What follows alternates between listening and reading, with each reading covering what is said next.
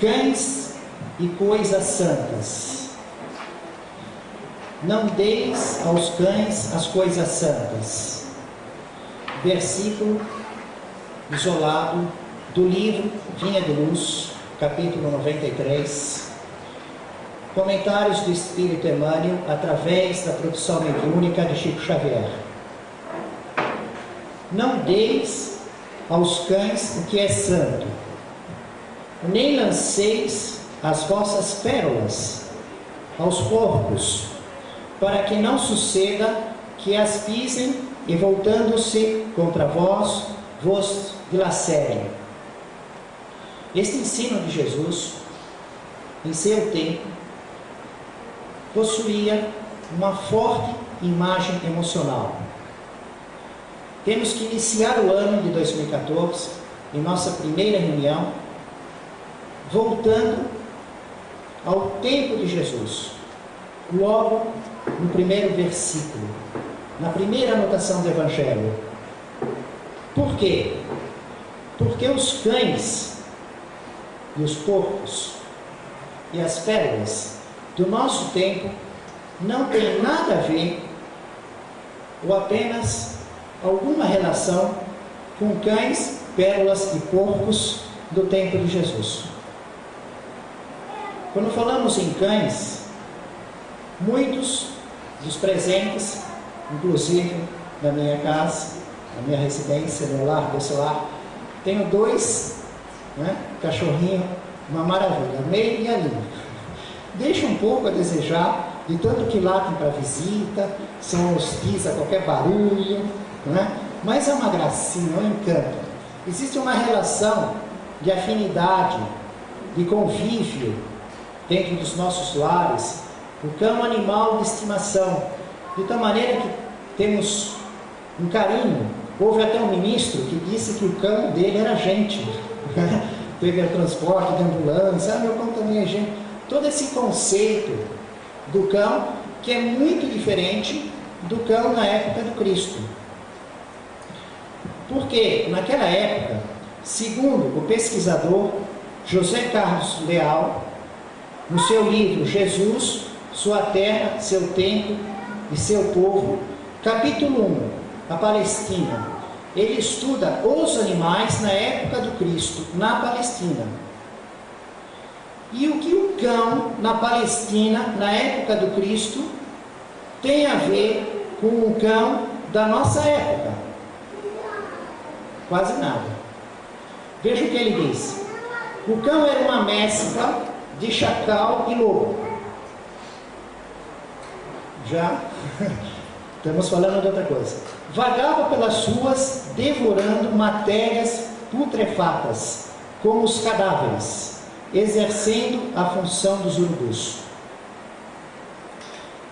Logo, se fôssemos entender o peso emocional do que Jesus está falando em relação a coisas santas e cães, no lugar de cães, teríamos que pensar nos urubus. Porque o urubu nos causa a indignação da carniça do lixo relativo ao cão na época de Jesus. Hoje não vemos cães nas ruas comendo cadáveres de animais, ou podemos ver em algumas circunstâncias, mas na maioria das vezes uma deliciosa ração, um gourmet, as lojas especializadas, o passeio do cão. Ele fala aqui do porco.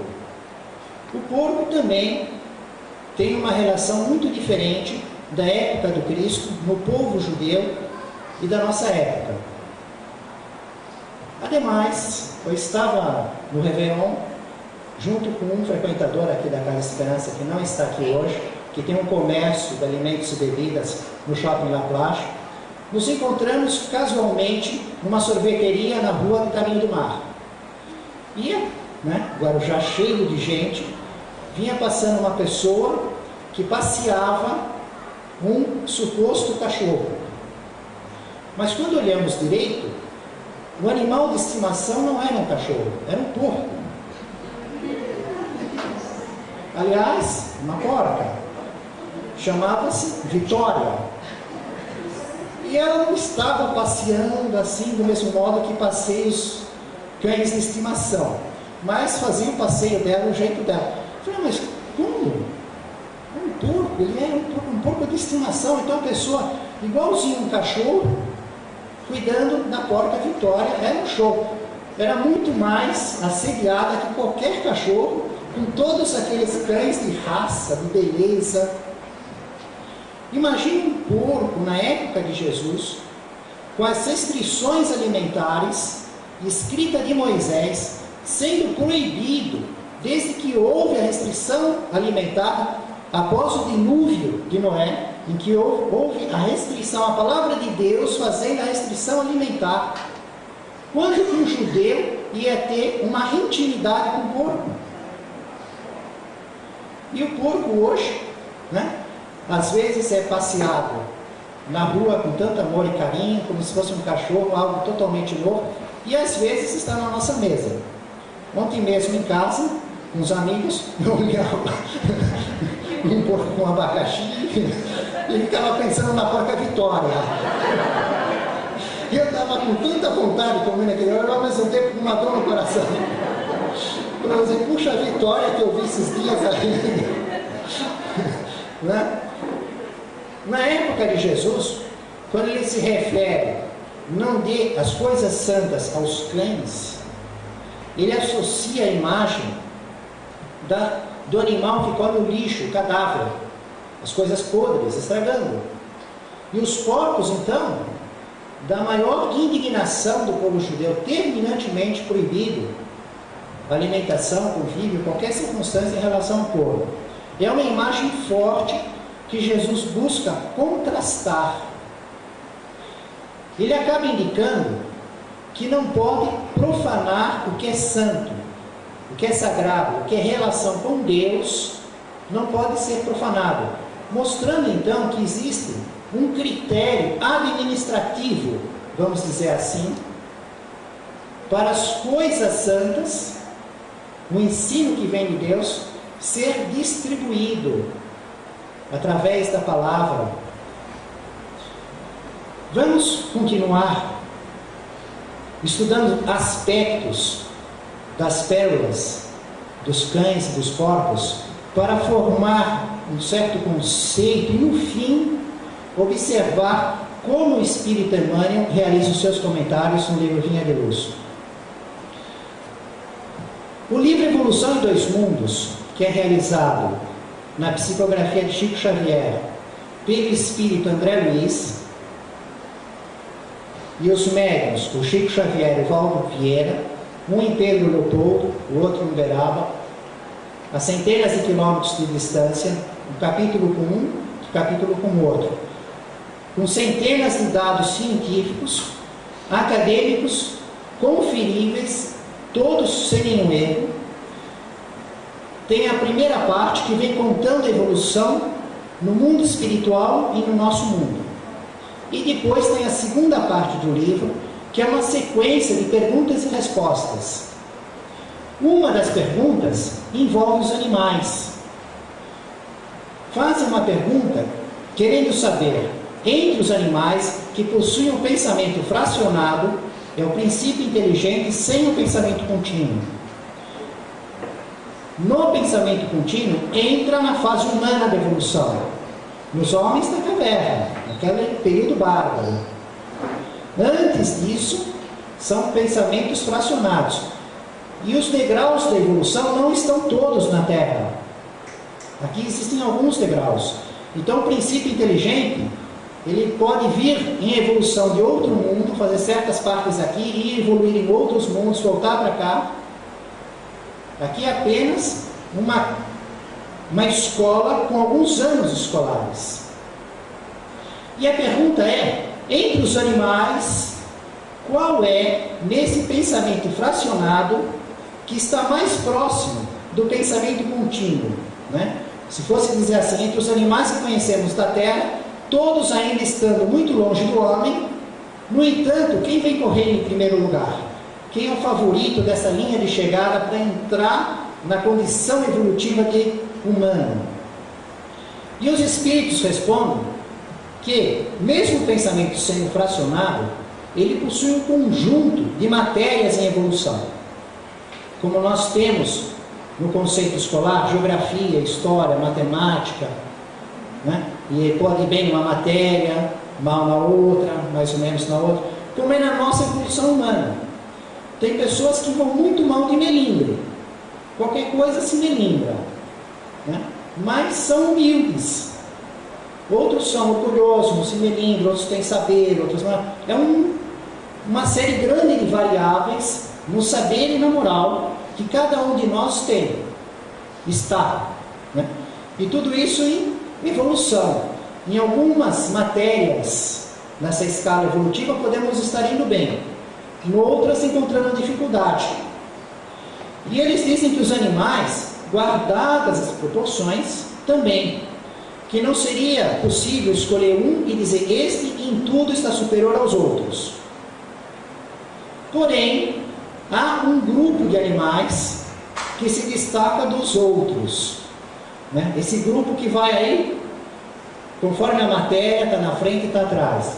E eles, então, dizem os espíritos: o cão, o macaco, o gato, o elefante, o cavalo e o moar. Esses animais estão à frente dos outros na condição evolutiva. Eu selecionei essa pergunta exatamente porque fala no cão, que Jesus fala na sua época, mas vejam que Jesus se utiliza da condição da vida do cão, do conceito que os judeus tinham daquilo. Ele olha como aquele animal, o cão e o porco e a pérola, estão no sentimento daquelas pessoas. Jesus não fala pelo conhecimento dele, ele é um espírito puro. Ele dá a lição adequada à infância espiritual da compreensão que se encontra o povo. E dentro desta condição, então ele usa o cão, o porco e a pérola. As pérolas, que hoje para nós são joias, têm um certo valor, mas naquela época era uma referência de valor muito mais segura do que nos nossos dias, uma pérola. Quando houve aquele problema com o banco nos Estados Unidos, e que as bolsas do mundo todo despencavam, o dólar subia. E minha mãe dizia assim: mas espera aí, o banco está nos Estados Unidos, lá, né? Está lá dando problema, está levando aí todo esse contexto. Como é que o dólar sobe? Não tinha que cair? Está ao contrário. Porém, como é que é o critério dos economistas no raciocínio? A maior economia do mundo ainda é os Estados Unidos, a maior produção de riqueza. Então, ainda é o lugar de menor risco. Logo, eles fazem o chamado voo para a segurança. Se cai lá e vai cair em cadeia, lá é a moeda que menos vai ter risco. É a última que vai dar problema. E não compra dólar, porque é o lugar que menos vai dar problema. Né? Aí o preço do dólar subia. Né? Esse que era aproximadamente, né, o contexto, como podemos pensar em barra de ouro. A gente não pensa em pérolas. Diz, vai dar para comprar pérola para ficar seguro. Na época do Cristo, eles pensavam na pérola como algo de um patrimônio que não era possível degenerar.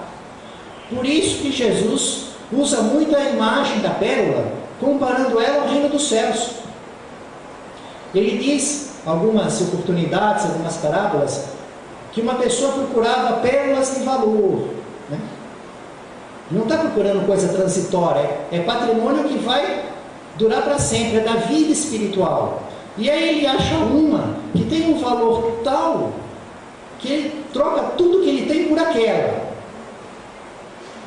De certa maneira, nós estamos nessa condição, porque nós estamos diante da pérola do estudo de Allan Kardec, da pesquisa de Allan Kardec em relação ao mundo espiritual. E ele percebeu leis, que tudo no universo é regulado por leis, nos trouxe essas leis. Sabendo dessas leis, nós podemos então colocar o nosso comportamento de tal maneira que vamos agilizar a nossa evolução espiritual, E a felicidade é proporcional à evolução espiritual. Não é algo de graça que chega por acaso. Deus não tem privilegiados e não tem deserdados. Todas as suas criaturas estão na mesma condição, na obrigação de construírem um reino de Deus no próprio coração, de buscarem essa evolução, desenvolverem a relação criatura-criador. O livro A Caminho da Luz, através da psicografia de Chico Xavier, o Espírito Emmanuel, com 262 páginas, foi psicografado em 35 dias. Imagina só, sem deixar de fazer tudo o que tinha que fazer. O Chico Xavier trabalhava de noite, né? Chegava na psicografia, fez um livro de 262 páginas, sem interromper os outros dias de semana, o trabalho de reunião mediúnica, os outros trabalhos, com centenas de dados da ciência, inclusive de fatos históricos, de nome de reis, mudança, vem contando toda a evolução do planeta Terra, com a direção dos espíritos que controlam a evolução do planeta. Livro A Caminho da Luz. E neste livro, ele nos diz que havia um conjunto de espíritos puros, espíritos que já chegaram à perfeição. Nós estamos no caminho, muito longe da perfeição. Evoluímos do erro no acerto. Depois vamos evoluir só no acerto. Vamos ganhar sentidos e faculdades na nossa inteligência. Haverá uma grande transformação no nosso corpo espiritual. Temos uma quantidade incomensurável de conhecimentos, de vivências, até chegar nesse destino. Só que já existiam incontáveis, infinitos espíritos nesta condição, não havia terra. E eles estavam reunidos em volta do sol, e Deus convida o Espírito de Jesus para cuidar da formação da terra e ser responsável por ela até o fim dos seus dias, a terra física. Então houve uma reunião dos espíritos puros do sistema solar, como nós conhecemos hoje, para a formação da terra. É um fato notável, né? Há quantos bilhões de anos? Segundo a ciência acadêmica, mais de 4 bilhões e 500 milhões de anos, a idade da Terra. Um planeta novo. Nós moramos num planeta novo, porque os astros aí, a ciência nos mostra coisas de muitos e muitos bilhões acima da Terra. Bom, nós estamos falando de pérolas. Não mudei de assunto, estou falando de pérola. Agora vejam, pérola é uma coisa valiosa. Houve uma segunda reunião de todos os espíritos puros do sistema solar em volta da Terra um dia. Que dia foi esse? O dia que Jesus veio encarnar na Terra para trazer o Evangelho. Um fato que ocorreu em 4 bilhões e 500 milhões de anos. Imagina o valor dessa pérola. Como é que nós vamos medir o valor das coisas? Não existe nada para comparar com o valor que dão os espíritos puros. Ou não é assim? Como fazemos para medir as coisas materiais? Nós vamos ver com aquilo que tem maior poder. A indústria, o dinheiro, o ouro, aquilo que é mais avaliado. O que tem de maior valor de tudo em relação à criatura? Quando ela chega no seu destino, ela chega em espírito puro, ela é que está face a face com Deus. Imagina um motivo para esses espíritos se reunirem para Jesus vir trazer o Evangelho. O Evangelho, nas proporções de compreensões dos alunos que estagiariam aqui, e é o nosso caso hoje, mostrando o roteiro que nos leva ao Criador. Então, para o mundo espiritual, para Deus, o que na verdade deveria ser para nós, é a principal pérola. Conhecer como se desenvolver para chegar ao Criador. No entanto, a maior parte das criaturas no mundo não dimensionam assim, não valorizam assim. Muitas delas, a melhor pérola é o time ser campeão, é aquela paixão ideal, é a Ferrari vermelha. Você vai ver a criatura, qual conjunto, o que é pérola para ela? O que ela busca? Aquele corpo saradão, é a fama, é o poder político. Esse é o conjunto de pérolas que está lá no coraçãozinho daquela pessoa. Mas qual que realmente é a verdadeira pérola, a maior pérola? É esse conhecimento que nos possibilita realizar esse roteiro evolutivo de crescimento espiritual. Vamos então transformando o nosso corpo espiritual, conquistando o saber, vamos para dimensões e cenários que não podemos nem, estamos longe de poder compreender. No relacionamento ostensivo com os espíritos, de vez em quando nós entrevemos alguma coisa, porque se aproximam certos espíritos que a gente não dá para ficar perto. A emoção é de chorar, assim, de arrebentar, como se afasta de mim. Não é como olhar para um sol. E pensamos que eles só são um pouco mais evoluídos do que a nossa condição. Ainda nem estão aí evoluindo só naqueles mundos felizes, não são superiores, não estão muito próximos do Cristo. E como vai ser lá então? Se nós que somos maus já temos uma série de delícias e encantos aqui, e nos que são bons, como é que é a vida lá? Se observamos do infinitamente pequeno ao infinitamente grande e temos uma vaga ideia da inteligência de Deus, somos criados por Deus. Logo, o amor dele máximo é por cada um de nós. Se nós que somos maus queremos o melhor para os nossos filhos, e Deus então, o que Ele nos prepara para nós? E realmente essa pérola, o Evangelho, que está nas anotações de Mateus, Marcos, Lucas e João, Atos dos Apóstolos, depois tem um desenvolvimento, já um nível a mais através do Consolador Prometido, o que nos traz Allan Kardec, um desenvolvimento no que vem na produção mediúnica de Chico Xavier, que está longe da última página. Né? Ele ainda tem muito.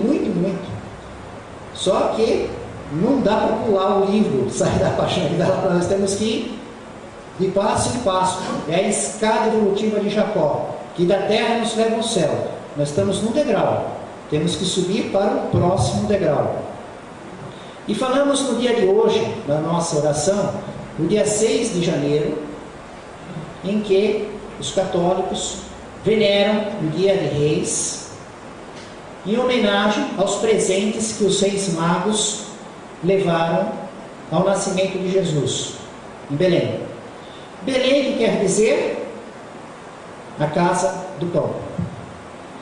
E Jesus é o pão que desceu do céu.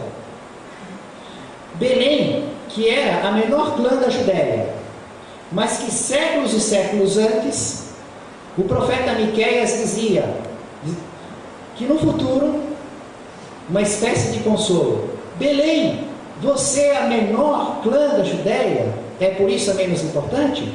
De modo algum. É exatamente na menor, e numa manjedoura na menor, em que virá o mensageiro de Deus, o Cristo, trazer a maior pérola do planeta, o roteiro evolutivo Evangelho, exatamente em Belém. Temos que considerar que os magos, segundo o estudo, esqueci o nome, falou toda hora o nome desse livro, o livro dos Evangelhos, ele significa uma pessoa que tem um grande conhecimento, no saber e na moral, e uma relação ostensiva com os espíritos, uma clarividência. Um poder especial de compreensão do mundo espiritual e um contato com os espíritos. Então, os evangelhos, o evangelho, ele não diz quantos eram os reis magos. Não diz que era 3. foram os homens, na interpretação humana, uma parte dos homens adotaram 3, o lado ocidental. Por que adotaram 3? Porque a anotação do Evangelho diz que esses magos vieram do Oriente e trouxeram 3 tipos de presentes: o ouro, a mirra e o incenso, que possuem o símbolo espiritual. O ouro era presente de rei, e Jesus é o rei dos judeus, o nosso rei, o rei de quem compreende o Deus único. A mirra, medicinal. Jesus vem curar os corpos, tanto o corpo carnal como o perispírito, o corpo espiritual. E o incenso era a relação com Deus no templo. E Jesus é a maior relação de Deus na terra. É o mensageiro de Deus, o Cristo Messias. Então esses 3 tipos de presentes, ouro, incenso e mirra, motivaram a interpretação humana de colocar 3 reis magos. E depois o escritor inglês, Beda, no ano 673 a 735, foi o período que ele viveu, ele que escolheu, por conta própria, opinião humana, de batizar os 3 reis magos de Gaspar, Melchior e Baltazar. Então isso foi uma colocação humana, mais de 600 anos depois de Jesus. E existem diferentes. Lá para aquele lado, eles falam em 12 reis magos. Por que eles escolheram 12? Síria, Armênia, por quê? Porque eram 12 apóstolos. E tinham também 12 tribos de Israel. Então eles preferiram escolher 12. Quantos eram? Não se sabe. A produção mediúnica de Chico Xavier, onde teríamos, se tivéssemos uma informação que ficaríamos seguros, não fala quantos eram. Então não sabemos. Temos que fazer o quê? Allan Kardec nos ensina a pensar do seguinte modo: quando os fatos não se mostram claramente, não forme opinião sobre eles, porque qualquer opinião pode estar errada, e tudo que tiver errado tem que ser demolido e tirado em tudo. Vai dar trabalho e custo. Fica esperando. Deus não me julgou adequado para saber. O dia que ele mostrar, então é isso. Enquanto ele mostrar, não sabemos. Ele anotou que eram reis magos. A estrela é efeito luminoso. Esses efeitos luminosos, os espíritos se utilizam muito, é comum nas reuniões mediúnicas. Eles põem tela, mostram imagens, podem fazer estrelas, podem fazer muitas coisas. Os bons e os maus espíritos têm esse poder de trabalhar os fluidos e criarem efeitos que mostram imagens, mostram sinais. Então essas pessoas vieram andando do Oriente vários e vários dias, sendo guiados por efeitos luminosos em forma de estrela. Isso todos nós que estamos aqui temos facilidade de compreender, que uma estrela mesmo, como um astro, como o Sol, não daria para vir aqui e mostrar um caminho, né, por meio de grutas, morros, e chegar numa gruta em Belém. Uma gruta em Belém, mostrar essa gruta no meio de tantas grutas. Isso é efeito luminoso que foi conduzindo esses magos, homens com muito saber e moral, que tinham condições de ver espíritos e suas criações fluídicas, foram conduzidos até este lugar em que houve o nascimento de Jesus, ou seja, a chegada da maior pérola do planeta, o que estamos estudando, as pérolas. Estamos no ano de 2014 e, de modo geral, quando muda o ano, nós aspiramos por mudanças, né? Costumamos dizer ano novo. No entanto, tudo fica mais velho. Vou ficar mais velho do que o ano passado, isso aqui está mais velho do que o ano passado, está tudo mais velho, a gente chama de ano novo.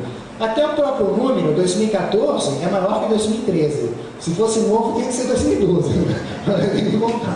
Vai tudo para frente, é uma ilusão, né? Quando é que nós vemos mudança realmente? Vestindo de branco? Eu vesti branco porque o calor era tão grande que o branco reflete mais a luz, fica menos quente. Mas não esperava a mudança porque quis camisa branca no Réveillon. Pulando as 7 ondas, sal grosso, ferradura, pata de coelho, ganhando na Mega Sena acumulada. Aí vem muita mudança, né? Mudança de gênero de prova. Não sabemos no fundo como é que vai ser, porque vimos alguns casos que essa mudança de gênero de prova estava mais fácil a outra que estava. Os espíritos falam de mudança e de uma mudança material que eles chamam de segunda morte. Isso está no livro Libertação, o Espírito André Luiz, através da psicografia de Chico Xavier. Isso não é uma expressão utilizada por nós, porque estamos encarnados, mas certamente com a desencarnação, né? Isso nós, não sei se vocês já sabiam, todos nós vamos morrer, já sabem, viemos nos preparar para a morte, né? Porque tem que aprender a morrer para morrer bem. Já sabe pegar esse avião? A mala está pronta? Para quando está marcado o teu bilhete? Ainda bem que não sabemos, mas sabemos que temos um bilhete que está lá, uma hora nós somos chamados, né? Bom, então, no mundo dos espíritos, eles têm um certo nível de conhecimento espiritual, um certo grupo de espíritos, corre muito essa expressão, segunda morte, que é uma espécie de magia, que ocorre uma grande transformação do corpo espiritual, do perispírito, que é também de realidade material, o perispírito. Então eles dizem que há essa grande transformação quando vai reencarnar, porque o espírito está com uma certa forma, um certo jeito, de que ele gosta, ou ele se vê constrangido por não ter capacidade de modular o seu corpo material. E aí ele vai reencarnar, e às vezes ele pega inversão de polaridade, ele sai para o sexo feminino, ou vai para o masculino, inverte, pega uma outra raça, uma outra cor, vai pegar uma outra personalidade, vai sair da posição social elevada, vai para a classe de mais dificuldade econômica, né? Então há uma transformação enorme, material, no corpo espiritual, nesse rebaixamento, nessa enorme quantidade de matéria que não vai poder vir para o nascimento, que é desprendida toda uma ciência. Aí é uma grande mudança. O ano de 2013 para 2014 é mais ou menos igual.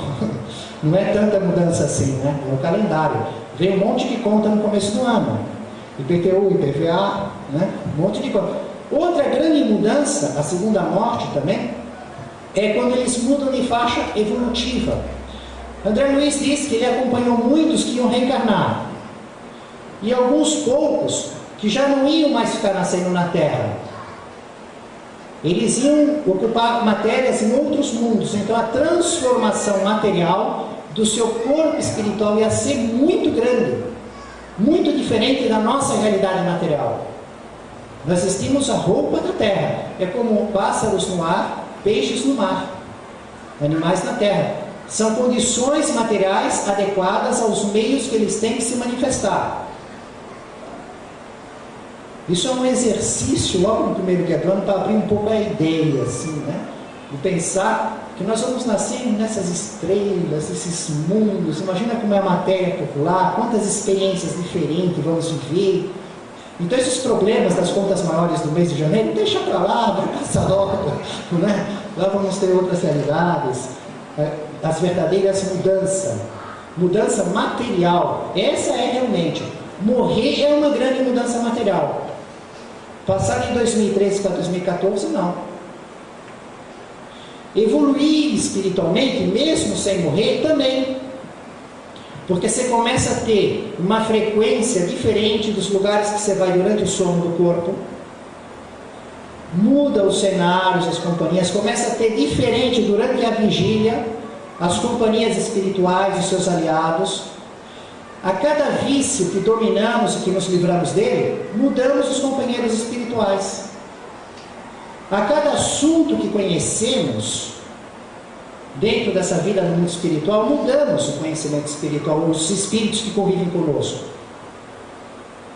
Por exemplo, existe a possibilidade de alguns dos presentes terem pela primeira vez na vida ouvido falar da segunda morte. Logo, os espíritos, que para isso é comum para ele, agora ele já sabe. Antes não podia nem falar, que não sabia nada, agora já sabe. Né? Então ele já tem um meio de conversar com a pessoa, através da influência oculta do pensamento. E todos nós recebemos essas ideias dos espíritos. E durante o sono do nosso corpo, né? De repente alguém vai preocupado com isso, né? Vai curioso. É o livro Libertação, capítulo 6. Pega lá com a Juraci, a libertação de você vai levar para casa, lê, aí ele dorme, os espíritos levam ele a ver como é que é alguém reencarnando, como é que é alguém saindo assim, muito de longe, né? Como a gente vê um foguete subindo assim, que está sendo levado, que vai mudar as esferas, né? São certos exercícios, mas que nos colocamos em condições de serem feitos, se aproximam os professores espirituais, porque nós estamos ficando adequados para isso. Isso é mudança. Revista Espírita. Vimos a pérola do Evangelho, as anotações de Mateus, Marcos, Lucas e João, Atos dos Apóstolos. Jesus promete o Consolador. Jesus disse que no futuro enviaria o Consolador, que viria lembrar o que for esquecido, dizer coisas que não podiam ser ditas naquele tempo e corrigir as interpretações humanas. E essa promessa de Jesus já está cumprida.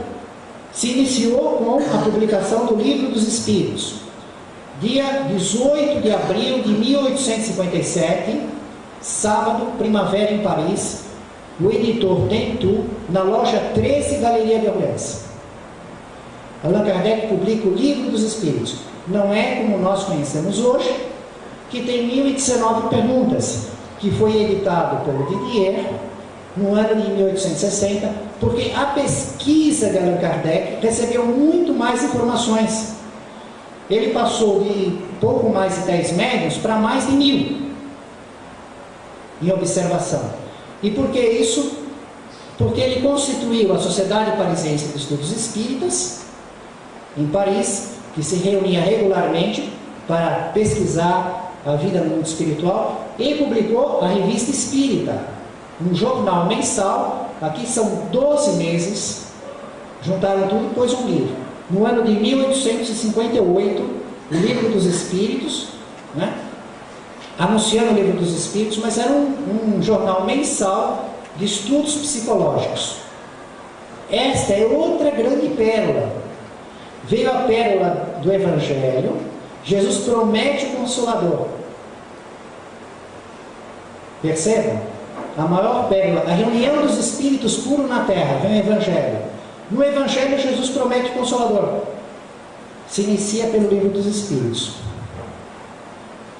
Ou seja, a segunda ou a pérola de igual grandeza nessa coleção de pérolas. Inclusive, a pérola tinha um fundo emocional para os judeus, porque eles compreendiam a relação da criatura com Deus numa espécie de casamento, em que a humanidade é noiva do Criador, e que o presente que Deus nos dá, a sua palavra, o ensino pelos profetas ou pelos grandes médios, cada uma pérola, que tem o seu valor por ser pérola e tem mais o artesanato, e que na época dos judeus o fio condutor era a Torá. Para nós o fio condutor é Jesus. Interessante que essa parte não tinha nem passado pela minha cabeça de jeito nenhum. Foi o mentor que falou para eu falar agora. Quando eu estudei toda essa pérola, então está lá no início do livro Caminho, Verdade e Vida, e ele falou, fala da colar de pérolas, o presente de Deus para a humanidade. Né? Que tem um símbolo enorme quando Jesus fala, não dê as pérolas aos porcos. Então, quando Allan Kardec publica o Livro dos Espíritos, e depois, em janeiro de 1858, ele faz o Jornal de Estudos Psicológicos, a Revista Espírita, ele coloca, nesse primeiro número, a impressão que as pessoas estão tendo a respeito do Livro dos Espíritos. Ou seja, como está reagindo a humanidade à pérola? Porque tem muitas vezes que Deus aproxima a pérola da pessoa, só que ela joga fora. Ela pega o Livro dos Espíritos, deixa na gaveta, e liga a televisão, vê Big Brother. Ela pega o Evangelho e fica lá criando pó. e vai comprar caras. Né? Entra no Facebook, faz de tudo, mas as pérolas ficam abandonadas. Quantas oportunidades, de diversas maneiras, o Criador nos aproxima de pérolas, mas a humanidade rejeita. Então, Allan Kardec estava medindo qual era o conceito, como estava reagindo a humanidade em relação a essa pérola, o livro dos Espíritos que estava ofertado à humanidade. E o muito interessante é que ele nos trouxe uma matéria publicada num jornal francês, o Correio. Está aqui, vou pegar o jornal francês. O Correio de Paris. Esse jornal, o editor, o jornalista que fez isso, ele disse assim, que se afastando bastante dos boulevards, macadâmia, agitação dos boulevards, das corridas em Longchamp, ele traz toda aquela poesia que existia em Paris, na bolsa de valores, naquelas coisas, indo naquele lugar que quase não tinha casa. E aí, sem a população, ele olhava para o céu, ficava olhando as estrelas e começava a pensar.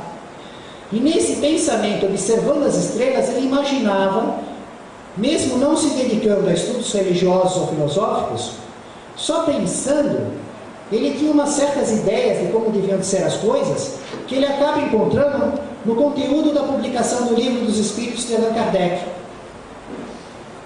Não é curioso isso?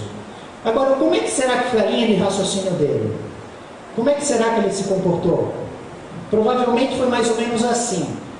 Ele deve ter olhado lá e falado, nossa, muitas dessas estrelas é muito maior do que o nosso Sol. Tem tanto mundo em movimento e está tudo numa ordem. Existe uma harmonia tão grande que existe uma inteligência, um ser, uma unidade de comando. Porque não existe conflito. Funciona, as leis da natureza funcionam de um modo harmônico. Então existe um Deus único, um Criador, que comanda todo o movimento. Ora, se comanda na matéria dos astros, comanda nas plantas, comanda no corpo dos animais, deve comandar também a nossa inteligência. Se nós somos criados por esse ser deve nos amar. Um ser tão inteligente, capaz de criar tudo isso, e não tem sentimento pelo aquilo que ele cria, ainda mais nós que temos sentimento, amamos os nossos filhos. Se ele nos ama e nós estamos passando problemas, é porque devemos ser aquelas crianças, um moleque travesso. Nós devemos estar sendo educados. Se percebemos que tem gente que nasce e morre, tem gente que nasce doente, gente que nasce... Parece tudo uma injustiça aparente. Mas esse ser perfeito, essa injustiça é só aparente. Para isso ser só aparente, nós já devemos ter vivido muitas vezes, vamos viver muitas outras. Vocês percebem que dá para montar, chegar à conclusão de toda a estrutura que os Espíritos nos trouxeram, sem ter visto, ouvido, falar sem os Espíritos dizerem nada, só pensando. Só pensando um pouco, começa a pensar no mundo que nos cerca, para ter lógica, a gente pega todo o conteúdo da reencarnação, da pluralidade das existências, do progresso, do destino, só por lógica. Né? Então esse jornalista disse, que curioso, eu que não me dedico a isso, li esse livro e parece que isso tudo é o que eu chegava à conclusão quando eu me retirava da bolsa, da corrida e daquela agitação dos boulevards, né? Porque senão realmente não dá para entrar naquele clima de recolhimento e chegar a essas conclusões. E por fim, o que viemos fazer? O que Emmanuel disse de não deis aos cães as coisas santas. Versículo do Evangelho de Mateus, capítulo 7, versículo 6. Dito por Jesus. A primeira observação de Emmanuel é o seguinte: nós não consideramos absurdo desperdiçar os recursos materiais? Você abre a torneira da casa, deixa a água saindo e sai lá. Liga todas as luzes, vai embora, deixa aceso, gastando, né? Pega o seu carro, põe lá assim para alguém roubar, levar, deixa tudo aberto. Nós não desperdiçamos, olhamos o patrimônio, queremos economizar todas as coisas materiais, olhamos com cuidado para durar. Vamos comprar qualquer coisa, olhamos o custo-benefício. Não é assim que fazemos com todas as coisas materiais que nos servem? administramos com bom senso para tirar o máximo proveito possível? Fazemos isso, fazemos. E por que não faz com as coisas espirituais? Não, elas nem pensam. E o custo-benefício delas? E o desperdício delas? Aliás, de conta, nós somos espíritos. Só estamos no corpo. Nós não somos o carro, nós andamos no carro. Então, olhar o carro para ter o pneu calibrado, para estar limpo, para ter um radinho com uma música legal, que nos dê confiança de dirigir, basta. O maior problema é onde ele vai nos levar. Com segurança, que nos dê felicidade, não é? Porque vamos sair do carro, entre e sair, é só um veículo de transporte. O corpo carnal é veículo de transporte para Deus. Nós, como espíritos, apenas estamos nos instalando nele, desde lá da fecundação, que já é o nosso próprio perispírito que chama, né? Não é nem o primeiro nem o mais forte que chega lá, é o nosso perispírito que tem a senha que vai chamar para alguém, que está adequado ao nosso gênero de prova, ao nosso roteiro evolutivo. Então, deveríamos olhar a questão dos valores espirituais, porque Jesus diz: não dê as pérolas aos porcos. E os valores espirituais? Não podemos desperdiçar, não desperdiçamos as coisas materiais, com muito maior razão, não podemos desperdiçar os valores espirituais. Recomendou o Senhor, seja o Evangelho pregado a todas as criaturas. Olha que difícil que começa a ficar. Mas Jesus não falou para pregar o Evangelho a todos?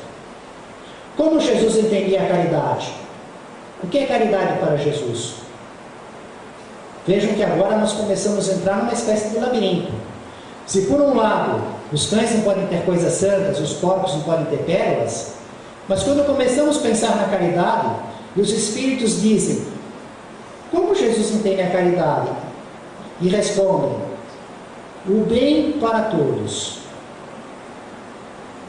benevolência para com todos, a indulgência para com as imperfeições alheias. Ou seja, quem está fazendo coisa errada, mesmo assim, você tem que ser indulgente, tolerante, não é ser conivente no erro, né? E o perdão das ofensas. E se alguém estiver fazendo coisa errada, mas não de uma pessoa para outra, fizer com você, roubar a tua coisa, atingir a tua saúde, a tua família, o perdão das ofensas. São 3 níveis de dificuldades: o bem geral, a indulgência para com as imperfeições alheias e o perdão das ofensas. Como é que você concilia isso com o Evangelho pregado a todas as criaturas? As coisas santas aos cães, as pérolas aos porcos. Veio do mesmo Espírito de Jesus.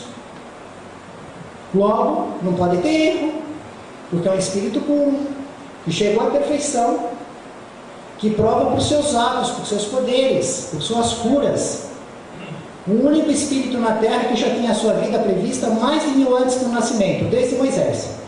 Centenas de detalhes estavam escritos pelos profetas. Vimos hoje Miqueias anunciando onde seria o nascimento: Belém, a menor clã da Judéia.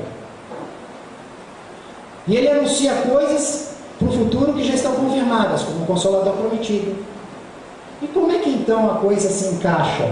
Emmanuel vem dizer: entretanto, com semelhante advertência, não espera que os seguidores se convertam em demagogos contumazes, e sim em mananciais ativos do bem a todos os seres, através de ações e ensinamentos, cada qual na posição que lhe é devida.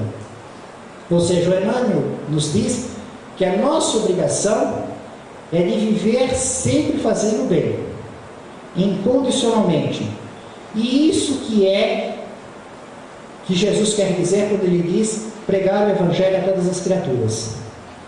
Então, pregar o Evangelho não é subir aqui no microfone e ficar falando. Nós estamos estudando o Evangelho. O pregar o Evangelho, que Jesus diz no Evangelho de Mateus, Marcos e Lucas, é sair e viver o Evangelho. É ser bom com todo mundo.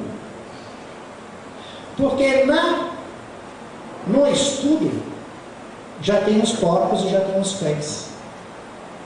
É como na escola. Você vai estudar inglês, eles vão avaliar o seu conhecimento para ver que classe você entra.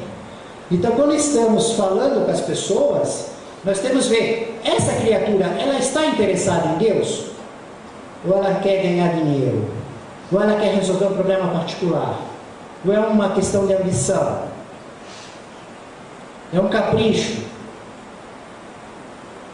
Já deu para equacionar o dilema. Quem são os porcos? Quem são os cães? São aqueles que não estão buscando a sua ligação com Deus. O Evangelho é sagrado, a pérola. Ele deve ser compartilhado com aqueles que estão desejando este caminho.